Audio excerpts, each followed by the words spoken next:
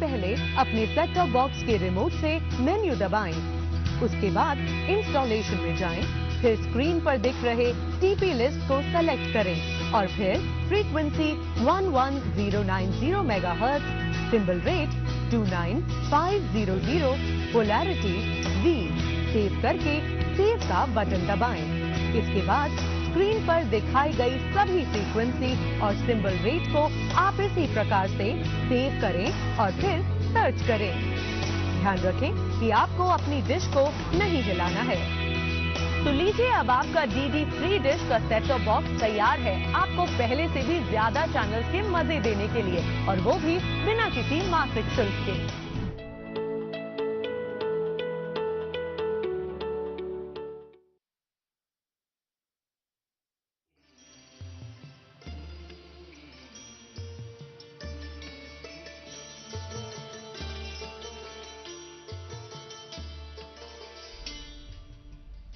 दर्शकों नमस्कार। आज के इस कार्यक्रम में आपका बहुत बहुत स्वागत है।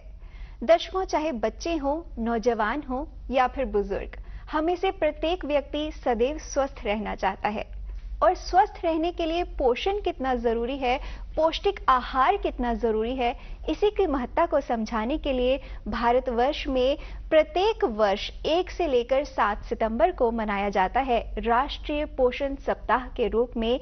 क्यों मनाया जाता है ये सप्ताह, कितना जरूरी है, पौष्टिक आहार हम सभी के लिए कितना जरूरी है, इन तमाम सवालों के जवाब देने के लिए आज हमने अपने स्टूडियोज में आमंत्रित किया है डॉक्टर आरुषि मोगोत्रा को, जो कि डाइटिशियनिस्ट हैं एस्कॉम्स में। मैम, बहुत बहुत स्वागत है आपका हमारे आज के इस कार्यक्रम में। Thank you so much. सबसे पहले तो आपसे यही जानना चाहेंगे कि राष्ट्रीय पोषण सप्ताह हम मना रहे हैं 1 से 7 सितंबर को, और क्यों ये सप्ताह जो है जरूरी है, क्यों सरकार ये सप्ताह मनाती है, पौष्टिक आहार लोगों के लिए कितना जरूरी है, जरूर हमारे दर्शकों के लिए बताइए।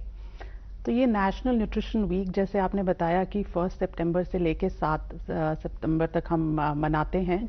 इसका मेन जो उद्देश्य है वो यही है कि लोगों को, सारी जनता को, ये हम एक अवेयरनेस क्रिएट करने के लिए, उनको बताने के लिए कि एक पौष्टिक आहार की क्या इम्पोर्टेंस है, क्या महत्व है, और किस तरह से एक अगर हम बैलेंस्ड डाइट जिसे हम कहते हैं वो लें तो हम बीमारियों से अपने आप को बचा सकते हैं। तो इसके लिए पहले ऐसा था कि हम ये पहला हफ्ता जो था सितंबर का, इसी को हम मनाते थे एज अ न्यूट्रिशन वीक। उसके बाद 2018 से ये सरकार ने ये डिसाइड किया कि पूरा महीना हम ये नेशनल न्यूट्रिशन मंथ यानी कि पोषण माह के रूप में मनाएंगे। तो अब इसमें ऐसा होता है कि ढेर सारी एक्टिविटीज़ वगैरह पूरे अक्रॉस द कंट्री, हमारे पूरे देश में की जाती हैं।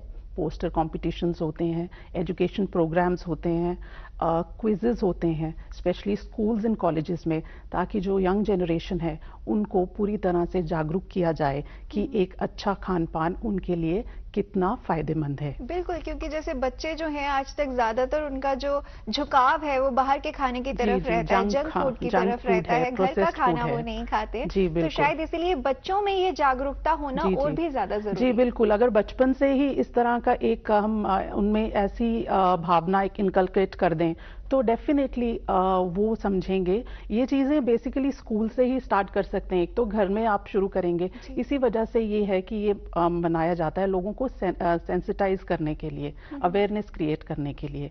तो बेसिकली जो बैलेंस्ड एक जैसे आपने कहा कि पौष्टिक आहार क्या है, उसका मतलब ये है, अगर मैं सिंपल भाषा में बताऊं तो जिसमें हम हमारे मैक्रो न्यूट्रिएंट्स होते हैं और माइक्रो न्यूट्रिएंट्स होते हैं। मैक्रो न्यूट्रिएंट्स हो गए जैसे प्रोटीन्स हैं, कार्बोहाइड्रेट्स हैं और फैट्स हैं, और माइक्रो में विटामिन्स और मिनरल्स आते हैं। तो एक बैलेंस्ड, एक पौष्टिक आहार वो है जिसमें आप सब कुछ सारे के सारे न्यूट्रिएंट्स इंक्लूड किए जा सकें। ठीक है, तो उसमें आप एक जैसे मोटा अनाज है, दालें हैं, फ्रूट्स हैं, सब्जियां हैं, इन सब का आप रोज अपनी डाइट में इस्तेमाल करें। तो इससे आपको जो आपका डेली का जो रिक्वायरमेंट है, एक तो वो पूरा हो जाएगा। आपकी जितनी रिक्वायरमेंट प्रोटीन्स की है आपको वो दालों से, नॉनवेज जो लेते हैं, अंडा, मछली, इससे मिल जाएगा। सब्जियां और जो फ्रूट्स हैं वो आपको विटामिन्स और मिनरल्स देंगे। कार्बोहाइड्रेट्स जो कि एनर्जी के लिए आपको चाहिए, जो डेली एक्टिविटीज के लिए हमें चाहिए होता है, तो वो आपको बेसिकली सीरियल्स से मिल जाता है। तो ये हमें कोशिश करनी है कि मिल्क एंड मिल्क प्रोडक्ट्स, ये सब अपनी डाइट में हम रोज इंक्लूड करें। यानी कि हर चीज जो है वो उसकी मात्रा जो है, सही मात्रा हमें जरूर लेनी चाहिए, जी, हमारे जी, रोज के बिल्कुल। भोजन में शामिल करनी चाहिए। जैसे कि आपने बैलेंस डाइट की बात की और आपने कहा कि हर चीज जो है वो हमारे लिए जरूरी है। आजकल चीजों को बैलेंस करने का भी एक बड़ा दौर चल पड़ा है। फूड फोर्टिफिकेशन की अगर हम बात करें, जी, जिसे बिल्कुल। खाद्य सुदृढ़ीकरण भी कहा जाता है, जी। इसके अंतर्गत बहुत सारी चीजों को, आप आटे की, गेहूं की जी, बात जी, कर बिल्कुल, लें, नमक बिल्कुल। की बात कर लें, इसमें बहुत से तत्व जो हैं वो वो खुद जोड़े जाते हैं ताकि जो भी लोग इसका सेवन कर रहे हैं उन्हें वो उस चीज के साथ साथ जो उसमें एक है और खाने की भी। जो क्वालिटी है, जी। न्यूट्रिटिव वैल्यू है, उसको इम्प्रूव करने के लिए फूड फोर्टिफिकेशन किया जाता है। तो इसमें बेसिकली ऐसा है कि जो एक आम नागरिक है वो आटा, चावल, दूध है, ये एडिबल ऑयल है, तेल जो जी। जिसमें खाना बनाते हैं, और नमक, ये हर इंसान ये अपने रोजमर्रा की जिंदगी में इस्तेमाल ये करता है। जी। तो इसमें बेसिकली हमारी सरकार ने यही किया है कि जैसे दूध है उसको विटामिन ए और विटामिन डी के साथ फोर्टिफाई किया जाता जी। है। आटा और चावल ऐसी चीज है जिसे आयरन और फॉलिक एसिड और विटामिन बी के साथ फोर्टिफाई करते हैं, ताकि इन चीजों की जो डेफिशिएंसी है वो लोगों में ना हो। अब नमक सबको पता है कि आयोडाइज नमक हम लेते आए हैं शुरू से, बट अब उसकी डबल फोर्टिफिकेशन होती है। इसका मतलब उसके साथ आयोडीन के साथ साथ आयरन का भी इस्तेमाल किया जाता है। तो बिल्कुल इसी तरह से एडिबल ऑयल में जैसे मैंने बोला उसमें भी विटामिन ए और डी का इस्तेमाल किया जाता है। और मैं ये भी बताना चाहूंगी लोगों को कि आप जब भी आप आटा लेने जाते हैं या नमक लेने जाते हैं, अगर आप उसमें देखेंगे तो उस पर एक प्लस एफ करके एक साइन, उस पर लोगो सा होता है। अगर आप वो देखेंगे तो इसका मतलब ये है कि ये जो पर्टिकुलर फूड प्रोडक्ट है दैट हैज बीन फोर्टिफाइड, तो वो एक क्लियर इंडिकेशन होता है। तो कोशिश करनी चाहिए कि सबको, जैसे हम बोलते हैं कि नमक हमेशा, इतनी आपने एड्स भी देखी हैं कि आयोडाइज नमक ही लीजिए, इसी तरह से आटा और जो चावल हैं वो हमें ऐसे फोर्टिफाइड ही इस्तेमाल करने चाहिए। आरुषि, बहुत सारे लोगों की ये धारणा है कि जो भी ये मैन मेड फूड फोर्टिफिकेशन है, इसके दुष्प्रभाव हमारे स्वास्थ्य पर भी हो सकते हैं, क्योंकि जो ओरिजिनल चीजें होती हैं, ओरिजिनली जो हम तक पहुंचती हैं, किसी भी खाद्य पदार्थ में जो उसके वास्तविक गुण हैं वही हम तक पहुंचने चाहिए। तो इसके बारे में आपकी क्या राय है? नहीं, ये एक्चुअली में ये प्रोसेसिंग के टाइम होता है, तो इसमें ये पूरी इसका ध्यान दिया जाता है। तो ये गवर्नमेंट पूरी तरह से उस तरह से देख के ये किया जाता है, तो इसमें कोई भी नुकसान नहीं है। इनफैक्ट इसमें फायदे ही फायदे हैं, क्योंकि जो विटामिन डेफिशिएंसीज हैं वो यहाँ से कवर हो जाती हैं। और हम और चूज भी वो ही 4-5 मेन फूड प्रोडक्ट्स किए गए हैं जो कि हर आदमी आराम से एक तो खरीद लेता है और वो उसकी डाइट में इंक्लूड कर सकता है, क्योंकि चाहे वो गरीब से गरीब, हाँ बिल्कुल, अगर हम कुछ ऐसा एग्जॉटिक किसी फूड को अगर हम फोर्टिफाई करें तो वो हर एक की पहुंच के में नहीं है वो, तो इसलिए ये आटा, दाल, ये चावल हैं, जैसे दूध है, तो ये इसीलिए तो इसका फायदा ही है। विटामिन, इससे क्या होता है कि विटामिन डेफिशिएंसीज जैसे मैंने बोला वो कवर अप हो जाती हैं, और साथ में न्यूट्रिटिव वैल्यू जो है खाने की, जो भी उस पर्टिकुलर फूड प्रोडक्ट की है, वो इंक्रीज हो जाती है। यानी कि कुपोषित जो लोग हैं या फिर कुपोषण की जो संभावना है, हम कह सकते हैं कहीं ना कहीं इसके जरिए थोड़ा बहुत, काफी हद तक, क्योंकि हमारी कंट्री वैसे ही काफी मैल नरिशमेंट में काफी हमें पता ही है आपको मैल न्यूट्रिशन कितना यहाँ पे है, तो उस वजह से डेफिनेटली ये हेल्प करता है। जी,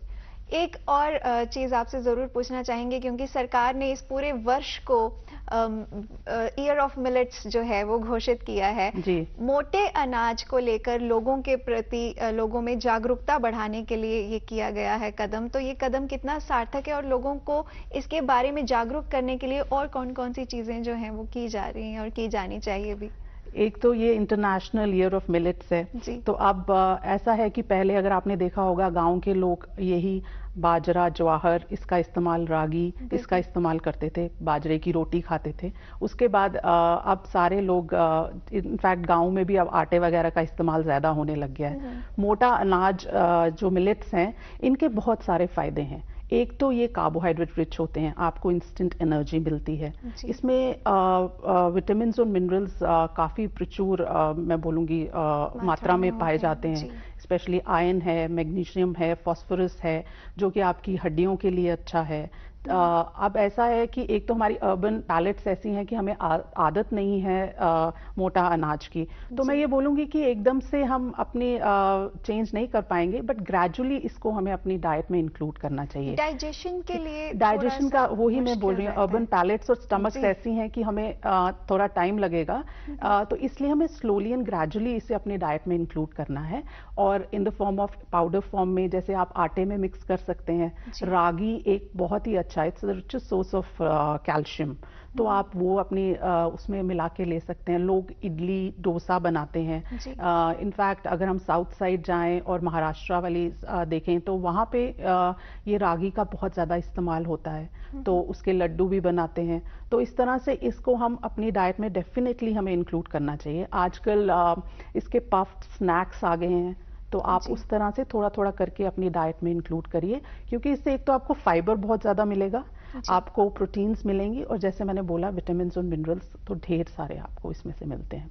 यानी कि थोड़ा थोड़ा करके हम इन चीजों को अपनी जो दिनचर्या है, हमारा जो रोज का भोजन है, उसमें हम थोड़ा थोड़ा इसमें ऐड कर सकते हैं। बैलेंस डाइट की आपने बात की थी, हमारे दर्शकों के लिए जरूर मैं चाहूंगी कि आप एक बैलेंस डाइट का उदाहरण जो है वो छोटा सा दे दें कि क्या क्या चीजें जो है वो हमें दिनचर्या में जो है अपनी जरूर शामिल करनी चाहिए।